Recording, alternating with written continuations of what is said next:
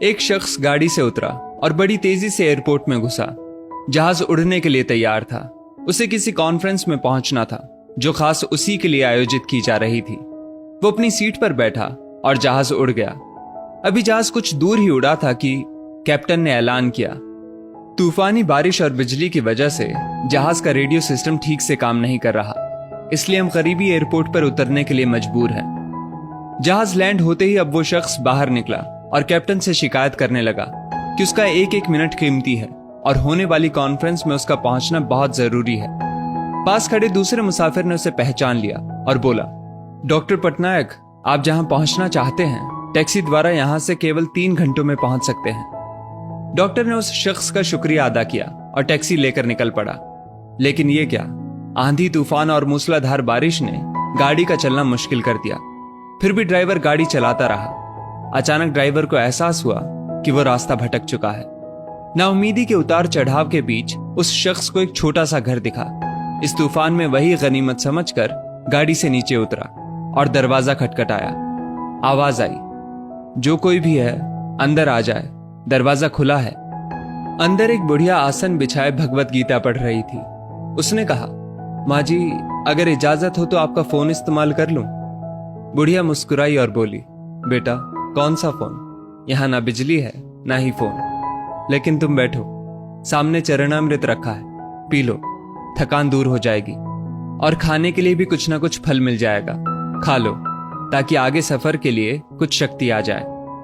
Doctor ने शुक्रिया अदा किया और चरणामृत पीने लगा। बुढ़िया अपने पाठ में खोई थी कि डॉक्टर की नजर उनके बगल में पड़ी। एक बच्चा कंबल में लिपटा पड़ा था जिसे बुढ़िया थोड़ी थोड़ी देर में हिला देती थी। बुढ़िया ने पाठ समाप्त किया तो डॉक्टर ने कहा, माँ जी, आपके स्वभाव और एहसान ने मुझ पर जादू कर दिया है। आप मेरे लिए भी दुआ कर दीजिए, ये मौसम साफ हो जाए।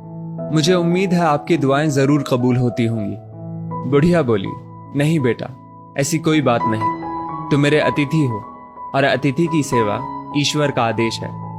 मैंने तुम्हारे लिए भी दुआ की है। परमात्मा का शुक्र है, उसने मेरी हर दुआ सुनी है। बस एक और दुआ मैं उससे मांग रही हूं, शायद जब वो चाहेगा उसे भी कबूल कर लेगा। कौन सी दुआ? डॉक्टर ने पूछा।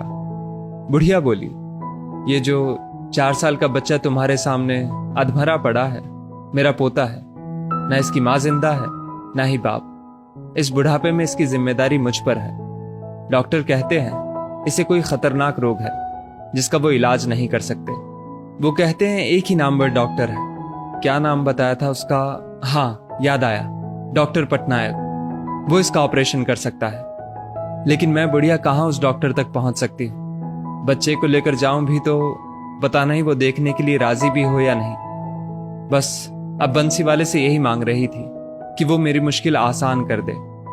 डॉक्टर की आंखों से आंसुओं का सैलाब बह निकला। वो रूंधे कंठ से बोला, माई, आपकी दुआ ने हवाई जहाज को नीचे उतार लिया, आसमान पर बिजलियां कौंधवा दी, मुझे रास्ता भुलवा दिया ताकि मैं यहां तक खींचा चला आऊं। हे भगवान, मुझे यकीन ही नहीं हो रहा कि कन्हैया एक दुआ कबूल करने के लिए अपने भक्तों की इस तरह भी मदद कर सकता है। दोस्तों, वो ईश्वर सर्वशक्तिमान है। जहां इंसान बेबस हो जाता है, वहीं से उसकी परम कृपा शुरू